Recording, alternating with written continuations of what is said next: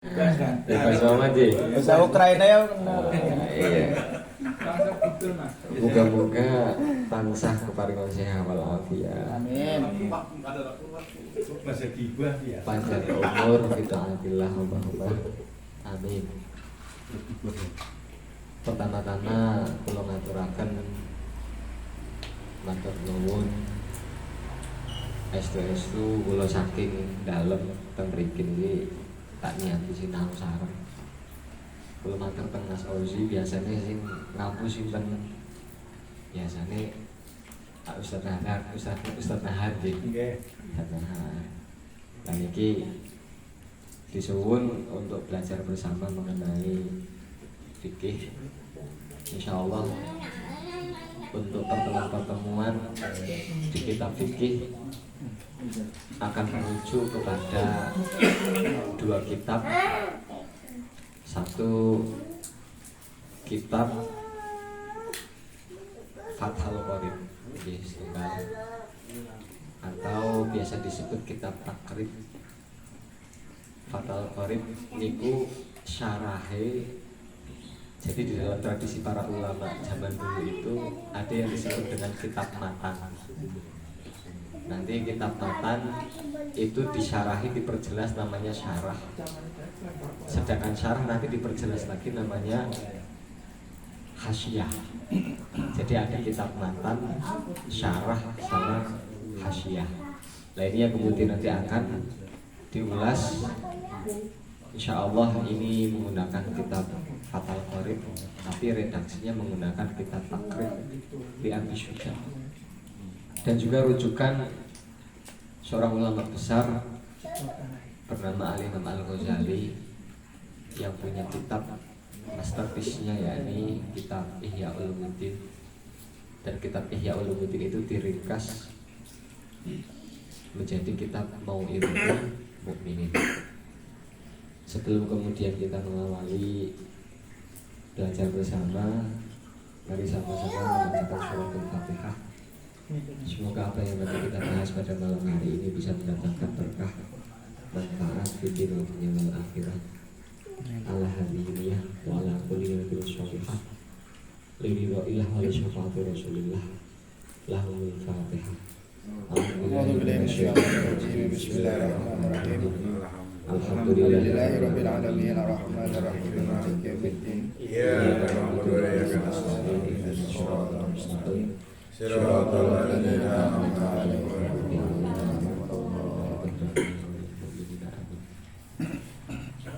Babnya adalah bab toharoh. Bab toharoh itu secara redaksi lahiriah atau etimologi artinya sesuatu yang bisa digunakan untuk bersih, suci. Itu redaksi dari at-toharoh. Sebenarnya kita diminta sama Allah untuk berwudu, terus kemudian ada yang namanya istinja. Istinja ini cebok. Dulu itu alat cebok ada dua, ada yang menggunakan batu dan ada yang menggunakan air. Kalau sekarang mungkin menggunakan tisu. Tapi apakah kemudian nanti berkembang tisu itu apakah sama seperti halnya batu yang kemudian bisa mengkolun itu bisa menghilangkan ainiyah atau bentuk dari kotoran tersebut. Ini yang kemudian nanti bisa menjadi pembahasan. Allah di dalam Al-Quran ini menyampaikan ma yuridu Allahu liyaj'ala 'alaikum min haraj walaki yuridu liyutahhirakum. Jadi Allah memerintahkan kita untuk berwudu, kemudian ada yang namanya mandi besar ya kemudian disertai dengan niat, atau kemudian ada yang dinamakan dengan tayamum. Ini sebenarnya sebab apa?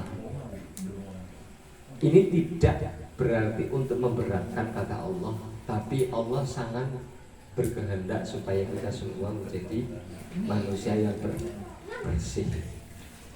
Manusia yang bersih. Sebab apa? Bunyaddin ala nadhafah. Agama ini dibentuk juga atau dibangun atas dasar kesucian. Jadi kalau agama Islam aja dibangun fondasinya itu atas kesucian, maka otomatis muslimnya atau orang-orang Islam ini juga harus bersih dan suci. Ini redaksi di dalam kitab Mau'idhatul Mu'minin. Lantas Imam Ghazali ini juga menyampaikan at-tahur nisful iman. Bersuci itu adalah bagian dari iman, atau kita bersih itu sudah mengamalkan separuh dari keimanan kita. At-tahur nisful iman. Itu dalam redaksinya. Sedangkan bersuci itu kalau yang kita tahu kan ada suci dari hadas sama suci dari najis. Ada suci dari hadas dan ada suci dari najis. Sedangkan di dalam martabatnya bersuci itu ada 4. Ada 4 klaster klasifikasi di dalam bersuci. Di dalam Islam, martabat yang pertama suci itu adalah tadhhirul zahir, yakni fisik kita ini suci dari hadas maupun dari kotoran. Ini yang pertama. Tapi ternyata ada tingkatan yang kedua. Kita bukan hanya suci dari hadas ataupun najis atau dari kotoran, tapi martabah yang kedua adalah tadhhirul jawarih anil jaro'im wal athar. Kita juga dikehendaki oleh Allah melalui Kanjeng Nabi dan para ulama, kita bukan hanya suci dari sisi fisik saja, tapi juga suci dari dosa. Ini martabat yang kedua yang memang agak cenderung sulit. Kalau wudhu mungkin ini kan untuk membersihkan sesuatu yang terlihat secara fisik. Kita mandi itu juga untuk membersihkan kotoran yang secara fisik. Tapi ternyata Islam bukan hanya mengajarkan soal fisik saja, tapi juga bersuci dari dosa dan perbuatan maksiat. Ini yang kedua. Ada tingkatan yang ketiga. Jadi ada suci secara fisik dan ada suci fisik yang tidak terlihat, seperti kita melihat sesuatu yang haram, kita mengucapkan sesuatu yang haram, atau kita memegang sesuatu yang haram, atau kita memakan sesuatu yang haram. Itu juga bagian dari sesuatu yang dilarang oleh Islam. Maka suci secara fisik tapi juga suci secara dosa. Ini yang kedua. Yang ketiga adalah tadhhirul qalbi anil akhlaqil madhmumah wa radha'in, yakni suci dari hati kita sifat-sifat sombong, sifat-sifat dengki, sifat-sifat meremehkan orang lain, sifat-sifat cenderung menganggap orang lain itu tidak berguna. Ini juga bagian dari suci-suci yang diperhatikan oleh Islam. Jadi ada tahapan. Yang pertama, kalau kita masih kepada level suci dari fisik saja, berarti kita belum bisa meningkat. Sebab suci secara fisik tapi suci secara maksiat belum. Bukan hanya maksiat tapi juga suci dari sifat-sifatul madhmumah. Sifatul madhmumah seperti dengki, iri, sombong, tahqir, ihanah, meremehkan orang lain. Ini juga bagian dari sifat-sifat madhmumah yang harus disucikan dalam perspektif Islam. Dan ini martabah yang terakhir, ini yang paling susah, dan ini kelasnya para nabi. Yakni apa? Yang keempat adalah tadhhiru sir amma siwallah, yakni mensucikan dirinya dari selain Allah. Jadi ketika tidak ingat Allah sedetik saja, dia batal. Tidak ingat Allah sedetik saja, itu sudah batal. Jadi tergantung kira-kira kita berada pada klaster mana ini. Yang pertama mungkin klaster secara fisik. Yang penting bersih, yang penting suci, yang penting sah secara sholat. Tapi ketika sholat bayangannya kemana? Mana? Ini kelas yang pertama, yang paling awal. Kelas yang kedua adalah ketika kita ngomong saru, ngomong yang tidak benar, bohong dan sebagainya. Ini dalam perspektif yang kedua, dia sudah batal. Maka harus ditaubati, harus diistighfari. Yang ketiga, ketika merasa dirinya lebih baik daripada orang lain, ini juga sudah batal. Jadi batalnya bukan karena kentut, bukan karena menyentuh yang bukan mahramnya, bukan karena tidur, bukan karena mabuk hilang akal dan sebagainya, tapi ketika dia mengumpat, melihat sesuatu yang diharamkan, dia sudah batal. Dan ketiga adalah ketika hatinya menyimpan sesuatu yang tidak baik, itu juga batal. Tapi yang terakhir adalah para nabi memiliki sifat sedetik saja tidak ingat kepada Allah, ini sudah batal. Ini adalah definisi at-tahur dalam perspektif kita al-mu'ibadul mu'minin. Namun ini akan dikupas pengenalan lebih awal, mungkin paling dasar di kitab Abi Syuja ini atau kitab Takrib atau Haroh. Bersuci itu kita harus tahu terlebih dahulu alat yang digunakan untuk bersuci. Alat yang digunakan untuk bersuci di dalam Islam itu kan ada dua. Yang pertama air, yang kedua adalah debu. Lah kira-kira air yang seperti apa yang diperbolehkan untuk bersuci? Apakah banyu degan misal ya, banyu degan anak sekolah renang, terus kemudian digunakan berwudu, kira-kira sah apa? Disemut ya. Nah itu yang kemudian menjadi menarik di dalam pembahasan fikih. Atau misal ini ada yang namanya air sulangan, misal dari comberan, kotor, mutanajis. Kemudian ada alat yang canggih yang kemudian mampu untuk menyuling dan menjadi air yang bersih kembali. Apakah kemudian itu juga bisa digunakan untuk bersuci atau tidak? Ini juga menjadi pertanyaan-pertanyaan yang menarik di dalam fikih. Atau kemudian kita berangkat haji, di sana kemudian susah untuk menemukan air di pesawat, maka gimana kita bersucinya? Ini juga bagian dari perspektif. Selain kemudian nanti berkembang sholatnya, nanti menghadapnya kemana? Apakah kemudian dengan cara berdiri, rukuk terus kemudian sujud? Apakah kemudian kita sholat harus menapak bumi, sedangkan pesawat terbang itu kan tidak berada di bumi? Nah ini perspektif-perspektif yang kemudian bisa dibahas. Atau misal kita sudah sholat zuhur di Indonesia, sedangkan perjalanan pesawat itu bisa sampai ke Mekah, itu selisihnya bisa sampai 4-6 jam gitu. Sedangkan di sana belum masuk zuhur, sedangkan kita sudah sholat zuhur di Indonesia. Apa kemudian nanti kita perlu sholat lagi ketika di Arab sana? Ini juga menjadi peristiwa yang menarik di dalam fikih.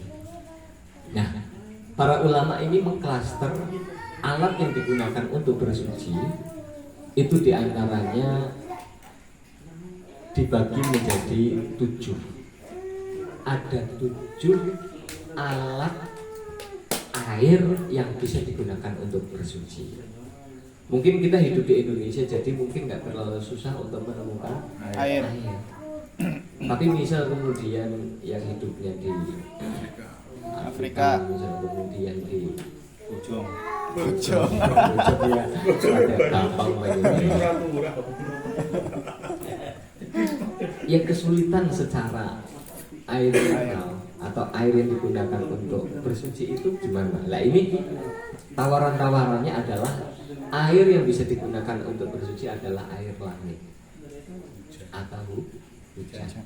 Jadi misal kemudian kita sedang dalam keadaan susah air, pame atau PDAM mati, sumure dilalah sat, suwe ora udan, jebule sekali udan, ngenteni pam ya kesuwe, ngenteni sumur durung metu, akhirnya nganggo banyu udan gak masalah.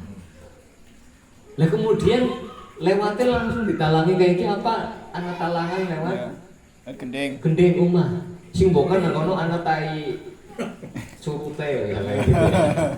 Lah kira-kira apa kemudian boleh atau tidak? Ini nanti yang bisa jadi pembahasan yang berkembang. Yang jelas, yang pertama yang bisa digunakan untuk bersuci adalah air hujan.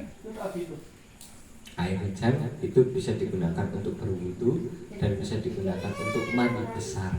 Jadi misal lagi melakukan kayak kue ya karo bojone terus jebule listriknya mati. Waduh. Jadi karo adus-adusen ning jaba mane kan apa wis ya. Berarti tanpa samponan ya, tanpa samponan. Jadi sampo sebenarnya itu juga bukan bagian yang harus ketika dalam keadaan junub.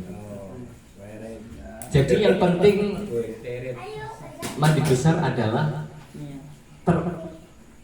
tersentuhnya air ke dalam seluruh tubuh. Jadi buatin sabunan juga nggak masalah. Cuman biasanya kapan wayah wong kuwe adus gede ben rambutnya teles kabeh kuwi kan identike disamponi gitu. Jadi kaya sampo kuwe wajib padahal mboten.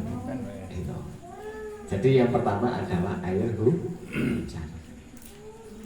Yang kedua, air yang bisa digunakan untuk bersuci adalah air laut.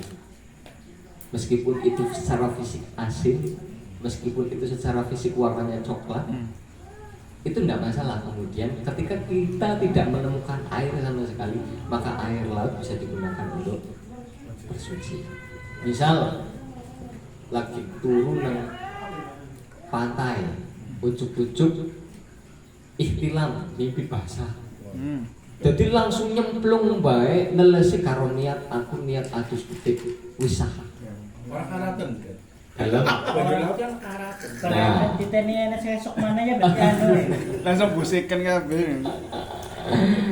Yesus misal kemudian tidak menemukan air yang biasanya. Ya. Jadi tidak masalah. Ini alternatif yang diberikan sama Allah selain air hujan. Terus kemudian adalah air laut. Yang ketiga itu air sungai. Air sungai jelas itu muncul dari sumber yang berangkat dari pegunungan, mengalir sampai kemudian berhilir. Lah, sungai-sungai sekarang itu warnanya kan, terutama di Tegal ya, itu jarang yang bening. Sudah warnanya coklat. Lah apakah kemudian air itu bisa digunakan untuk berwudu? Apalagi sungainya itu ada kuning-kuningnya. Iya, ngambang. Apakah kita boleh untuk berwudu di sana?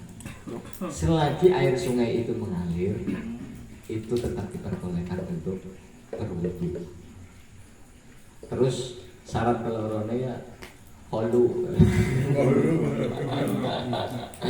kalau misal kemudian nang pikir-pikirnya anak sing lewat Ya harus dibayang.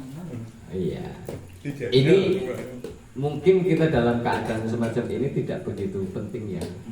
Tapi pada peristiwa-peristiwa tertentu harapannya sih kita selalu dalam keadaan nikmat yang luar biasa. Airnya selalu mengalir. Tapi orang-orang yang hidup, saya pernah itu ke Losari.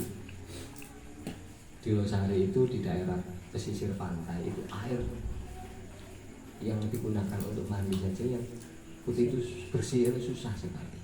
Padahal di dekat dengan laut. Berapa klor? Itu daerah Losari itu perbatasan antara Brebes dengan Cirebon. Cirebon. Itu kampung nelayan. Jadi saya membayangkan, oh iya, mungkin yang hidup di daerah perkotaan atau kemudian di yang dekat dengan pegunungan yang sangat mudah untuk mengakses ini tidak terlalu penting. Tapi mungkin di daerah-daerah pesisir sana masih dimungkinkan bertemu dengan hal-hal yang demikian. Itu yang ketiga adalah air sungai. Yang keempat adalah air sumber. Air sumber itu seperti yang air itu benar-benar muncul dari tanah itu, atau sumur itu juga bagian dari air sumber. Itu juga bisa digunakan untuk bersuci. Lah, kalau air sumurnya baunya nggak enak, misalkan kita menemukan satu titik-titik bor sumur yang kemudian airnya mengeluarkan sesuatu yang tidak enak, baunya tidak enak begitu. Meskipun bersih tapi baunya tidak enak. Apakah kemudian ini juga boleh untuk digunakan untuk bersuci atau tidak?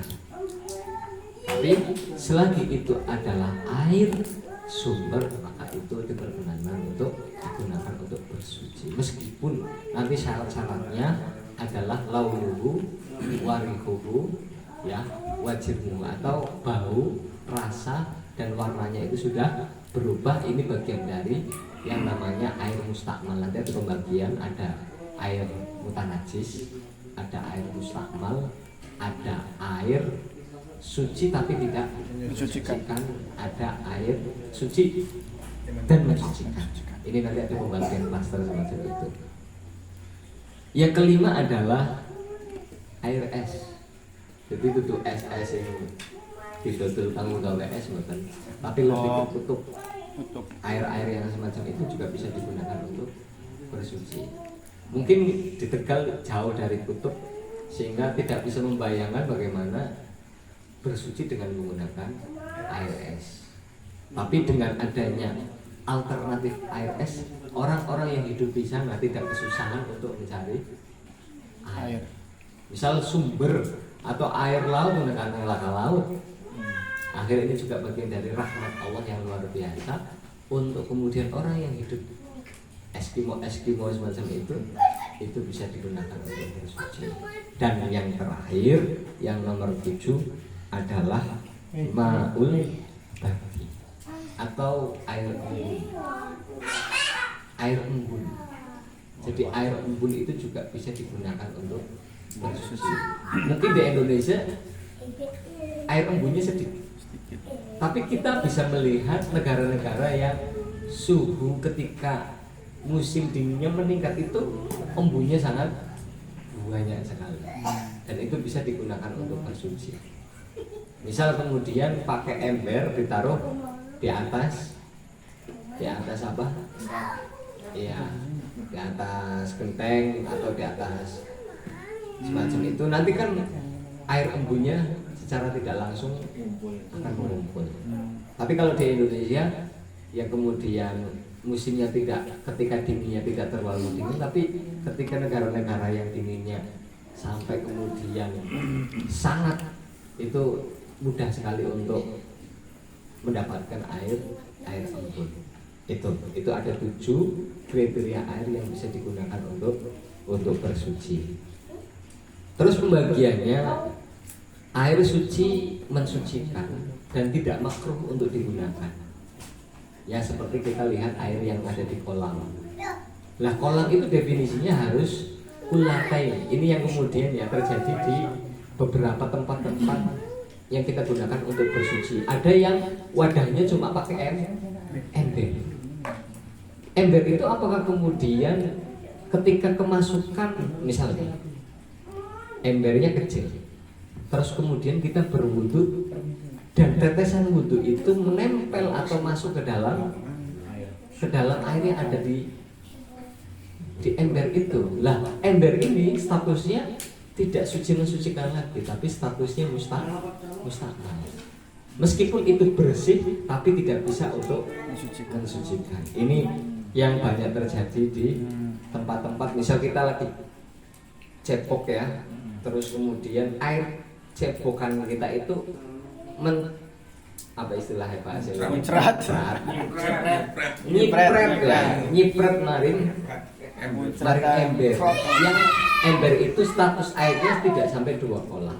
Nah ini nanti bisa dihukumi air yang ada di ember ini sebagai air musta'mal, tidak mensucikan lagi. Tapi dengan ketentuan-ketentuan yang nanti bisa dibahas. Terus ada status air yang namanya suci mensucikan tapi makruh untuk digunakan. Makruh itu tidak baik, seperti air musammas. Air musammas itu adalah air yang dipanaskan dengan menggunakan terik matahari, dan air itu berada pada bejana yang terbuat bukan dari emas dan perak, tapi dari misal tembaga. Itu ketika kita berada pada daerah yang sangat panas, kemudian kita hanya menemukan wadah, dan wadah itu terbuat dari aluminium atau terbuat dari kuningan yang digunakan untuk dibuat wadah air. Dan ketika air itu terkena terik matahari, itu kita wudhu pakai ini hukumnya makruh. Sebab anak ini bisa menimbulkan penyakit. Karat-karat yang ada di dalam aluminium atau tembaga itu bisa menyebabkan punya penyakit baros, penyakit kulit, dan bisa mandorot. Maka di dalam Islam air musammas meskipun itu suci tapi makruh untuk itu digunakan. Itu. Dan yang ketiga adalah air suci tapi tidak mensucikan. Ini kita sebut sebagai air musta'mal. Kopi misalnya, susu, ya. Misal kemudian ada mandi susu begitu ya, mandi susu apakah kemudian itu bisa